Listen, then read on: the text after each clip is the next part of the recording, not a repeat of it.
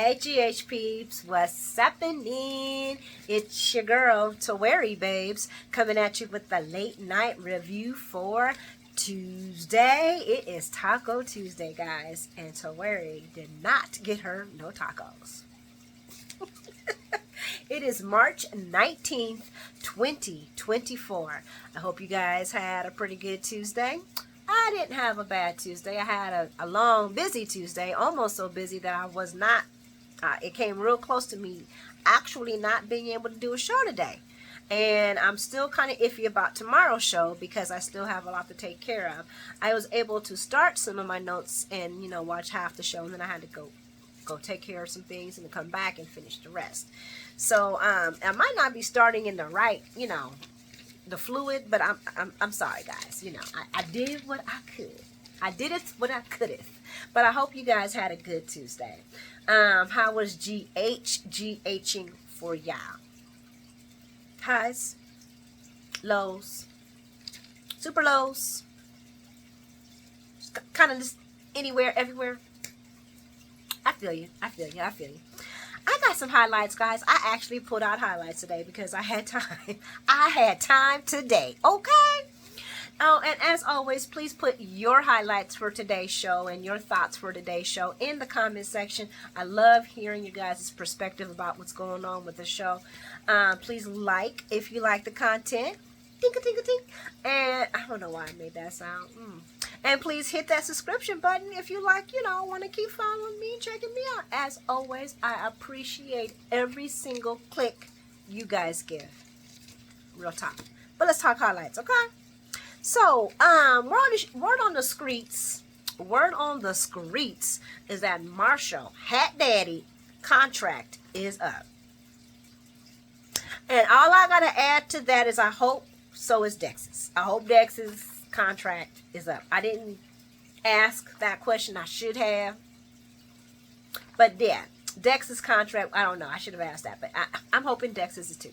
Because if Dex ain't working for Sonny, and him ain't working for Michael, and he just going to be Josh's love toy, well, what do we need? And we can fill that seat with somebody a little bit more thrilling, exciting, usable, needed. Not him.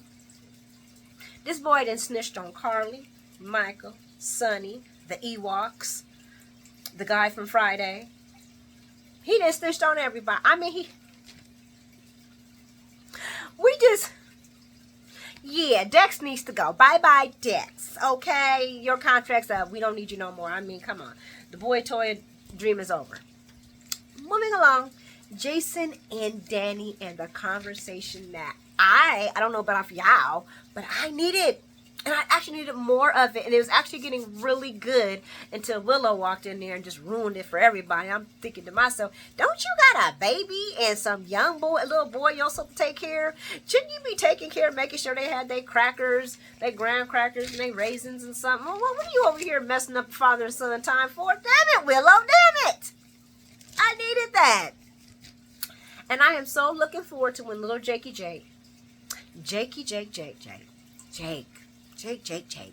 my Jake, when he finds out that his daddy did not shoot Dante. Though I am pretty sure he'll still stick his head in the dirt and says, my dad loves guns. And then Anna going to go see John about Sonny. I knew he was no good. Anna, do you know you talking to a double-sided agent? I wonder if she's going to sleep with him. It'll be hilarious if she did that. Because then that means that did she really want to give it to Sonny and she was just so broken that she gave it to John? And I don't want Finola to be no hot girl like that, to be just going out here, giving out the bone and all, giving her bones and everything. Like, I shouldn't call Finola bones. That was bad business. I don't want Finola out here just giving out her, her good stuff. You know what I'm saying? I would prefer her not to. But if she gives it to John, then that'd be so bad, because then she's going to find out John's nothing but a double agent, doing double dirty duty stuff. I don't know, guys, but those are my highlights for today's show. Please put your highlights in the comments. I'd love to see your guys' highlights and comments for today. We're going to start this show off because I need my head examined. And we started this off with Carly and Joss, and they are discussing the breakup that we all knew was going to happen, and kind of glad it did. Now we can move on. And the illusion is gone. And Dex was going to go at an unalive sign. I just can't believe he would do that. And Carly's speaking facts. Dex was in an impossible situation. He was working for me. He was working for Sonny. He was working for Michael. And he didn't have a lot of options when it came to what Sonny wanted him to do. And don't be naive. When she said that, I was like, come on, Carly. Spit them facts. This is the conversation that Joss needed to have. Even though we've seen more of the Dex development, more of the Jax development in her, she's all her daddy Jax. Like me, like what I was saying with Kyrie's, and he even agreed, she is little Jax. That's I mean, she's Carly, yes, but that is little Jax. 99.9% Jax. And Carly tells her, don't be naive about why he made don't be naive about why he made them. He worked for all of us. And he didn't have there was no realistic option. she basically, I did bad with the letter writing on that. That she basically called her daughter naive. Don't be naive. You know what the deal was. You know what the deal was. Do not be naive about his options, about what he could do and what he couldn't do. Because Joss was like, he could have went to the cops, he could have went to you, he could have went here, he could have went there, and he could have went to the grave.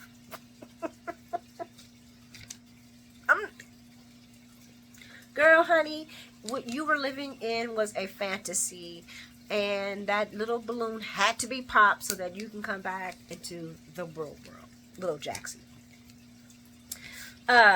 What else did I write? So basically, Carly, if Joss today found out that she is not her mom. Oh, she also talked about did she know about Jason, doing hits for Sonny? And Carly was like, look, you ain't walked in none of these people's shoes. And she was like, but no, just tell me.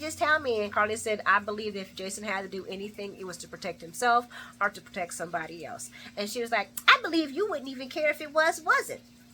I believe you're correct, Joss. Your mama was a down-ass woman. Sorry, you ain't. You ain't made for the streets. Joss is not made for the streets. But neither is Dex. Neither is Dex. Neither is Dex. Okay? Neither one of these two were made for the streets. Anywho, Carly does think it's a good idea that they broke up. And if she would have stayed with Dex, she would have sacrificed a part of herself. And she would have ended up hating him and hating herself. And she basically just saved them a lot of misery. And I agree with that. I feel like everybody was telling Joss to leave Dex alone at the beginning. And Joss didn't want to listen to nobody. She didn't want to listen to Michael. She didn't want to listen to Carly. She didn't want to listen to common sense in her head. Because I'm pretty sure it was like, at that age, those fire signs going off. And at that age, you really don't hear it. But when you got like people telling you, I think you might want to rethink this. It's just kind of laughable that she would be like, oh my gosh. Now, when everybody was kind of warning you this was going to happen. Oh, and we about to talk about the boy now. And to go back, I don't want to, like I said, this is never about the actor. I love me some Eden. She does a fabulous job in her role as Jocelyn. But Joss, you did screw my cam over for Dex, so right back at ya! Right back at you, boo-boo! And so great now, huh? Anywho, we're going to go on over to Anna's office, where Mr. Dex is confessing and tells Sonny's part, everything. The attempted murder on Sonny's order, Michael's part, Carly's addition, the Pikeman deal. I'm like, you know what? I don't think Carly should have stopped Sonny from that night at the, whatever that place they were at, Brixton, Broxton, whatever, wherever Sonny took Dex. I don't think Carly should have got involved. And I do wonder, because I wonder if Dex is going to reach out to Joss and tell her that he confessed. I wonder if he's going to tell her that he confessed about his mom's part in it. About her mom's part in it. I wonder if he's gonna bring up her brother, and then I wonder I wonder what's gonna happen then, because I'm pretty sure, even though Josh is who she is, she's gonna be about her family, and she's gonna be like, "Say what? You implicated my mother and my brother? Let's go. She gonna be really wanting his ass gone then. I want Dex gotta go. After this scene right here, Dex need to go. And I don't care how. Anyway, I said it. Anyway, Anna brings up that there is no evidences. There's really no witnesses. I mean, come on. It's his word against Sonny. And Sonny could and would have him unalived. I'm like, I'm about to call Sonny right now and tell him what's going on. Prosecution will basically cost him his life. And Dex is like, but I want to die because I made Jocelyn mad at me. That's basically what this is all about, guys. There will be no trial, and all that's going to happen anyway. And Dex lets her know that if she is ever willing to take down Sonny Corinthos, he is willing to work for the Popos. And that's called becoming a cop. Dex, they don't have mobs. They don't have, like, people that they just hire outside. There's no private security. What you're asking for is to get a badge. And all you got to do is apply. So if you want to be a cop, you apply. If you want to take down somebody, you apply. Because right now you sound kind of like Rick. Sonny's brother. Yeah, you sound a little bit like Rick. A little butt hurt. A little booty hurt. And I want Dex's contract to be up. If he's not going to be... I mean, we got enough cops on the PCPD. We don't need Dex the cop. I will not. I don't want to see that. I'm sorry. But, long haul, if Dex does become a cop, right? Hear me out, guys. Hear me out. If Dex becomes a cop, right? And then eventually during the line becomes a detective.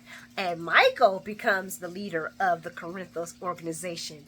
Wouldn't it be hot for them to they kind of have that little history? Michael's now the head of the Corinthos family, and Dex is the lead detective, and he used to work for Michael. That kind of antagonism, it just writes himself. It just writes itself. Now, of course, this would have to be in the eons, because, currently we still have the head of the Corinthos family being Sonny Corinthos. I'm just talking about long term. This long term, guys. This long term. Anyway. Yeah, let me know what y'all thought about that scenario. Moving along, we're gonna go over to Sonny and Christine. Guys, do y'all think that they wrote this to make Sonny feel good? I mean, yes, they did bring in Miss Natalie, Miss Eva in with her beautiful self. Later to talk about the Blaze. But was this basically written to make Sonny look and feel good because he's been getting slandered and mollywopped all over the place about the Karen thing, his past, about Dante and all that this was put in to make Sonny feel good, to make him look good or something? Christina was here to cheering on her father. Y'all let me know what y'all think, because I was just like, this is odd. This is an odd conversation. But anyway, so Sonny and Christina are discussing Dante. And Ava, Sonny mentioned, Ava was by his side. And then Christine tells about the pine tree story, and how that's really how Dante twisted his ankle, because they were trying to pretend that that Santa Claus was there with the sleighs. And I almost thought for a minute, was this when Sonny was in Nixon Falls? But I guess not. I mean, he was gone, so I didn't know. I didn't know. Anyway, Sonny feels like he is the one that should be in the bed and not Dante, because he's done so many things that he's not proud of. And I'm like, that's facts. That's facts, Sonny. I definitely could agree with you on that. I definitely could agree with you on that. In fact, I mean, I go back and forth about this whole entire thing that he set up, because it did kind of get Dante shot, but at the same time, he did, if the cops hadn't gotten involved, he would have known what was going on, and nobody would have got shot. But he would have known it was Jason, but he also would have known that, I don't know, then he just would know Jason. Dante would be still alive, and we would still have the plot line. Anyway, where was I at? Chris comforts her dad, talks about her unplanned conception, to which Sonny lets her know, we both wanted you, and I'm telling you, Sonny definitely, Lexus wanted her, yes, but Sonny didn't even know she was there until it was, baby was born. He did want his daughter, very much so. And he talks, but like I said, but she was wanted, and she feels he's the best dad ever, and Dante would agree with his imperfections. And Sonny says he hopes he never disappoints Christina like he did her brothers. I like how he said brothers and not Dante and the Judas. If he would have said Dante and Judas, I would have rolled. But the reason why I wanted to say this part is because this was the most honest thing that Sonny has said in the past couple of weeks about how he is with his family, the past couple of years, if you want to be honest with it. But this was very honest, because he has disappointed. And Christina's like, you never disappoint us. We love you. We love your imperfections and all. But the boys would have something to say about that. Dante would be like, yes, I love you. You're my dad. Of course, man. And Michael would agree too. But he has disappointed both his sons. More than once, I would like to add. So when he said that, I was like, okay, Sonny, I hear you. This is true, And before y'all come with Michael, gosh, y'all better rewind. Michael's the kid, okay? Sonny's a grown up. Please, get over it. Okay? Sonny's still some trash crap to his kids, okay? He loves them. He just, yeah. Anyway, he does love his kids. I'm not going to say he doesn't. So, we're going to go over to the Quartermain's boathouse. And we got, where did I get? I thought I had, see guys, my notes is, I'm running out of paper too. That's another problem. Where is my Danny conversation? Okay, here we are. Did I talk about the Christina conversation? Yeah, I did. I didn't finish. Yeah, guys, I'm tired. I'm tired. I'm everywhere today. So anyway, then Eva, fine ass, walks up. Introductions are made, and she tells Chris that she needs help with Blaze. And of course, the discussion of the meeting of the first time in the bed and with a girl. And Sonny's like, well, yeah, that would shock any parent. I'm like, it would shock. Well, I'm sorry. First impressions are the best impressions, and that's not the best impression that you want to leave a parent, is seeing a person in bed. Now, I know shit happens, but it's still, that's not the impression that you want. And but Eva, I think her name is Natalie. I keep calling her Eva. Natalie didn't do so good on the next time. And she asked, and Eva discussed, and Natalie discusses her daughter, being homosexual, and Sonny being okay, and being okay with it. And she asked Sonny, how do you deal with this? How do you deal with it? And Sonny's like, the only thing you should worry about is the only thing you should worry about is your kid ending up with someone that's not good enough for them.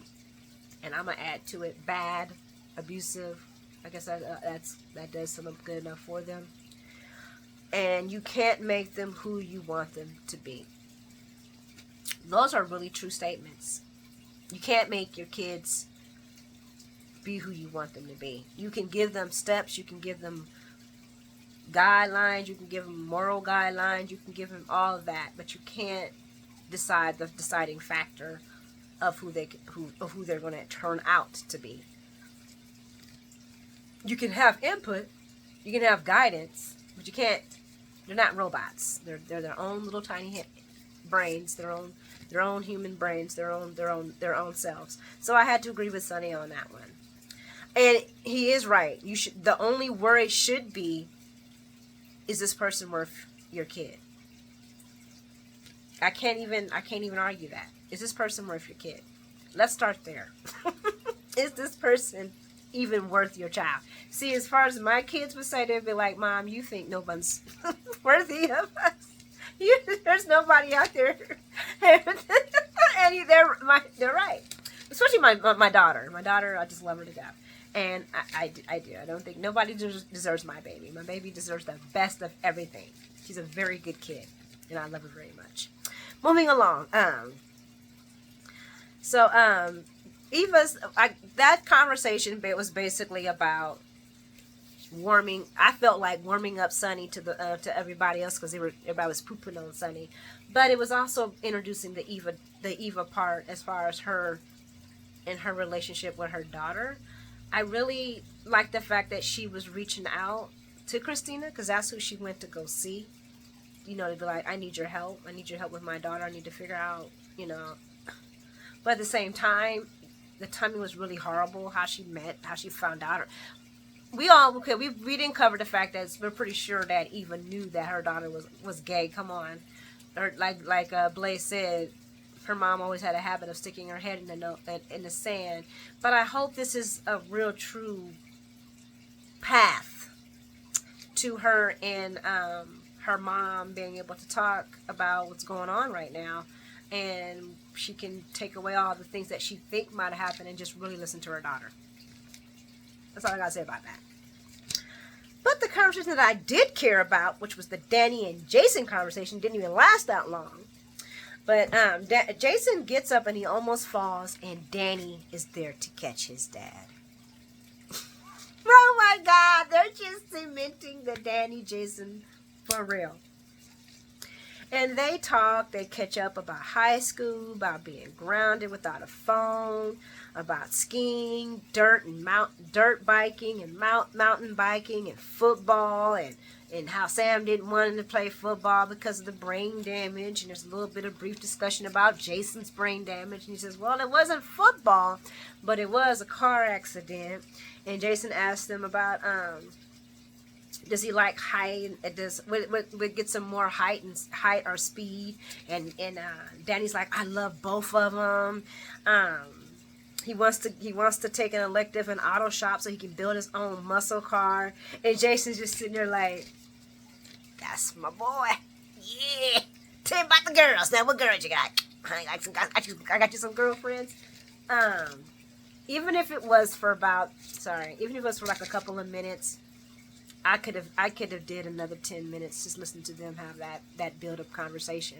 I know not everybody would have wanted that, but for half these shows, half the scenes today could have washed. Okay, if I could have gotten more Jason and Danny. I'm sorry, guys. I just love it. I love it. I want to see Jason be a dad. Really connect with both his sons. You know what I'm saying? Even if Jake is kind of on the outside. You know what I'm saying? I really want to see Jason connecting with his sons. And it was nice to see him and Danny. And Danny is getting better on the screen, guys. He is just warming up. He's getting more comfortable. He's not using his hands as much when he talks. He's getting comfortable. I love it. I love it. And just when it was getting good, Willow comes and sends the boy up to the main house, talking about somebody could be looking for him. We're going to head on over to General Hospital. And John is questioning, or should I say, accusing Liz. And pointing fingers at Elizabeth to see if she's heard from Jason, because she's a nurse. And questions her using why she keeps saying the if word when discussing Dante's shooting. And this is the first time I could be like, did Liz say that for real? Liz, did you... I couldn't believe Liz. I couldn't believe it. I couldn't believe it, guys. Liz said she hasn't heard anything that has been proven yet to say that Jason is guilty for shooting Dante. So as far as she's concerned, everyone should be saying allegedly. I was like, that was shocking. That was a shocking turn for Liz. Elizabeth, it's almost like the reverse, because normally Elizabeth is like, oh, I bet he did it, or, well, sometimes. And then it's Sam is like, no, he never would. Now it's Elizabeth kind of defending Jason, and Sam's like, I don't care, he can go to jail. But she says she hasn't heard anything that has been proven yet. And she thinks everyone should be saying allegedly and not he did it. While Willow's over there eavesdropping, getting freaked out. And John brings up federal charges for hiding Jason. Of course, because John's a double agent and a bully. And then we're going to run over to the boathouse real quick. And we got Willow doing Jason's wounds. And she's giving him some antibiotics. And I'm like, okay, mob nurse. Don't ask me where I'm getting these pills from. I'm like, okay, Willow, you do know they keep count on the medications? So that's interesting. First she's giving out information on people's records, and now she's passing out antibiotics. Willow loves that nursing license, I'm going to tell you that. Yes, I said it, guys. Yes, I said it. So, sorry, guys, because I told you I got these notes all messed up. So Willow is concerned about Jason involving Danny and tells him how the FBI, John, is looking for him for everywhere and was threatening Liz with abetting and avoiding. Or no, sorry. Aiding and abetting. I said abetting and avoiding. Aiding and abetting. And Jason tells her that he would never put them or Danny in jeopardy. And he didn't want anyone to find him, especially Danny. But he's going to make it like it never happened. Now, I don't know how Jason's going to go into his magic globe and make it like it never happened unless that magical call that he makes is to the Lady Diane. He's going to turn himself in. I have a feeling he is, because Jagger's hunting down his family. We're going to run back to the hospital because we got Aiden, and he's dropping off some chocolate chip cookies, and he wants his mom to try, and it's a recipe he got from TikTok. And Liz is like, yeah, I'm pretty sure, but what's going on? Why are you dropping these off? Why? Jake could have tasted them out. And he's like, Jake don't want to talk to me. And Liz asks him, what's going on? He says, well, we were talking about some game or whatever that Dante normally do, and Jake's like 100% sure that Jason shot Dante, and I was like, we don't know that for sure. There's no proof or evidence against that. And what's so funny? The kids knows that there's no evidence. I'll stop. I'll get to that point. And he said that Jake got mad and went and slammed the door in his face. And he just don't want to hear anything about it. And Aiden's like, and Liz is like, well, damn, I need to talk to my son. He's like, well, Mom, he don't want to talk to you about it because he don't want to hear you defending Jason. I was like, oh my gosh, see this, Liz? This your fault. You didn't raise a little Liz. That's exactly who Jake is. And all I can say about little Jake, is Jake, you're going to, eat a little crow when you find out that your dad did not shoot Dante. And it just baffles the mind that his own son, I don't like them writing the sons are like this with their father. I know Jason hasn't been around. Yeah. But come on, guys. There is no evidence. There is no evidence that Jason shot Dante. There is no evidence at all. There is not even evidence that the only evidence that they have that Jason was on the scene was the 911 call and the CPR and everything else that he did to save his life at the beginning. I don't even think he did CPR. I don't know. But he called 911 and he sat there and waited till he heard the sirens. But there is not a lick of evidence that says that Jason did anything at all to Dante. And there is another person that they knew of that was there that they see that had the high-powered rifle in his hand because they know that Jason was the point man. But yet, we hear everybody talking about Jason. They've got evidence that Jason. It's starting to become annoying. I guess that's what it was. At first it was like, okay, haha. Now it's starting to become annoying. And Aiden feels like Jake is taking it out on him. Well, he is. He's taking it. He's angry and he's frustrated.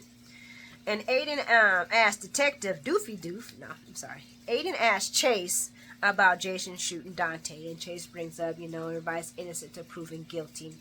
And Aiden's like, come on, dude, just keep it real. Kick the facts. Kick the facts. Do you think he did it or not? And this man says, well, the evidence is pointing to the fact that he did, but then there's also evidence pointing to the fact that he tried to save him.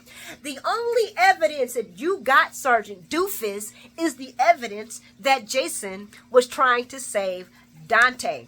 There is not a stitch of evidence that y'all can prove, that y'all can put in the word of faith that says that Jason shot Dante. And I cannot wait for the Queen Diane to get in here and rip Doofy and the rest of the inepts to shreds.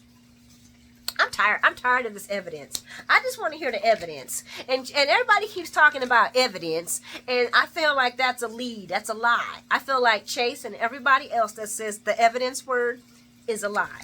Anybody who says that they have evidence that Jason shot Dante is a lie. There is no evidence. There's only you saying the word does not make it real. I have $1 million in my bank. I'm not going to have $1 million in my bank just because I say it don't make it real. And guys, yes, I'm tired of hearing it. I'm tired of hearing of this fictitious evidence. It's starting to gnaw the brain and it's getting a little old. Come on, writers. Catch up now. Come on, catch up. Anyway, so, Liz says, I will not let the weight of Jason's sin crush Jake. I'm like, no, this heifer. So you was doing real good, Liz. And this is how you don't want the weight of Jason's sins to crush your son. Girl, weren't you just in front of the ADA because you was assisting in locking some pregnant woman in a tower against her will? Against her will, Elizabeth. Against her will. I am so tired of Jason's baby mamas, blaming Jason for stuff that he had nothing to do with. Sam talking about, I just don't know where Daddy gets his drinking and his love for danger. He gets it from you, heifer. He gets it from you, heifer. Elizabeth, I just don't want the sins of Jason to crush Jake. Like when you pushed old girl down the stairs because she was sleeping with your dad. When you were sleeping with Rick, we all know you knew Rick was no good, but you was messing with him. Franco, before we knew he was the good guy, you was. And should we bring up Esme? You locking Esme in the tower, Elizabeth? Girl, I will bring receipts. I will go bring all my old notes that I got of you, girl, and I will come on this show and I will hashtag you all day, Elizabeth. You better quit. You better cut it out, girl. You better cut it out. When I heard that, guys, I got mad. I was like, no, this heifer did not crush of the sins. I know your little. Ooh, when you said the truth about Jason being Drew being Jason, whatever, when you sat there and tried to hide that, trying to keep that man from his children. I don't want the sins of your stinky butt to crush Jake, okay? And Sam, if Danny ends up in the AAA, it's you or your mama that started that business. Don't be putting stuff on my Jason. I'm sorry, guys. Don't be putting stuff on my Jason. Anyway. Did I do all the stories today? Because I am all over the place right now, guys. Hold on. Oh. I'm not done. Like I said, Danny is getting more comfortable on the scene, and I just love it.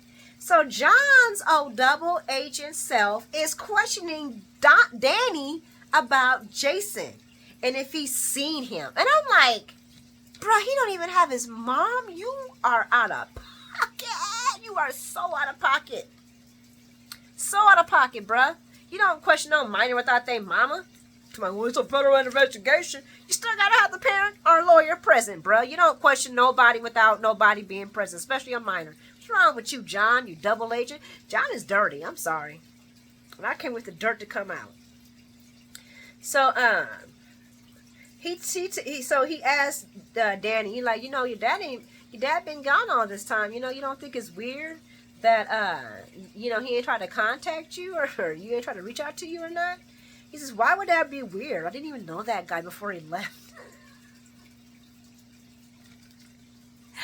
All I want to say is Danny is picking up deceitfulness very well.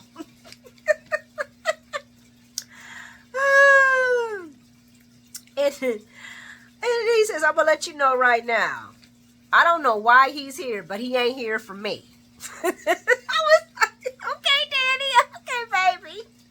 I didn't even know his ass. Why would it be weird? Like, ooh. And you know what the sad thing about it? It's true. It's true. I mean, he ain't lying to John. He's actually telling John the truth. Danny was able to answer the questions. The only thing he lied about was not, seeing his dad. But everything else is true. Anyway, Brooklyn hears it, tells Danny to go on about his business, and goes off on John for questioning Danny without his parent. Correct, Brooklyn. Trying to intimidate Danny. And John is lower than dirt. And he is truly ignorant for trying to play Yuri and Danny. And Brooklyn's talking about suing. And he needs to leave Danny. He needs to leave. And all the time while she's giving John a tongue lashing, I'm like, go Brooklyn, Quartermain. Oh, girl. Giving it to John, because Sonny is her aunt. Sonny is her uncle, but Jason is a Quartermain. Talking about you up here questioning this boy about his daddy, and he thought his daddy was dead, and you up here asking him all these inappropriate questions without his mom. Brooklyn was going off. And then John says, well, he says he apologizes, and he tells Danny and tell him I apologize. I never meant to do that, and you're right. It was very inappropriate of me. Yes, it was, John. Because you're after something else, John. And if he really is not the guy that's in the window and all that other crazy stuff that Jason was saying, and you got a leak in the WSB FBI Pikeman situation that you should be cleaning and not on the streets of Port Charles. You need to go clean the leaks and the problems that you have in your bureau. Because if you ain't the guy without windows, then you're working with the guy without windows. Or if there is a guy without windows is walking in your proximity, John. So you need to be cleaning out your own office while you're over here going to people's houses trying to be all rude and disrespectful. And you shouldn't be interrogating a minor, John. I agree with Brooklyn on that. I was giving Brooklyn all kind of claps. And Brooklyn tells Danny to come on out because she knows he was eavesdropping. And she tells him to never, ever talk to the cops without a lawyer. And that he's like, oh, well, my grandma's not a lawyer anymore, so I guess I can call Diane. And she's like, you're a Quartermain, baby. You got plenty of lawyers. And then she tells him to practice the Quartermain code. No cops. And you know what? For a minute there, when she was calling him a Quartermain, I was like, how is he a Quartermain? That's Sam's son. Because that's Jason's son, and Jason's a Quartermain. And Quartermains stick together. And I love that Brooklyn came in there and handled John. But I also seen that Danny was handling his own quite well. But still, John couldn't find a way to manipulate him. So I'm glad that Brooklyn came in. All in all, guys, today was a pretty good show. It really was. I cannot complain. I'm sorry if the show was a little jumbled, guys. I'm working on 2 pages. I got to get some more paper. I got to get some more notebook paper. Like I said, I don't even know, guys, if I'm going to do a show tomorrow, but I will definitely keep you guys up to date. I got so much to catch up on. It's just crazy, and I got a lot of writing to do. But anywho, guys, thanks for hanging on tough with me this long. You guys are super, super, super amazing. I hope you have a fabulous day and get some fabulous rest because I'm about to. I am dead tired. Good night. Mwah.